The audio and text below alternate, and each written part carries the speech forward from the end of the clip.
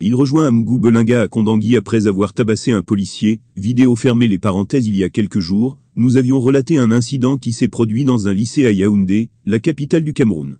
Selon un lanceur d'alerte, un jeune homme se serait introduit dans l'établissement lors des épreuves d'éducation physique et sportive pour voler des élèves et aurait fini par se battre avec un policier présent sur les lieux.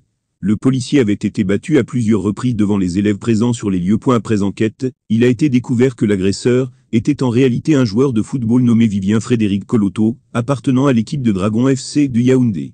Il a été identifié et arrêté par la police et déféré à la prison centrale de Kondangui pour avoir tabassé un policier dans l'exercice de ses fonctions. Cet incident soulève plusieurs questions, notamment sur la sécurité dans les établissements scolaires et sur la responsabilité des joueurs de football dans la société.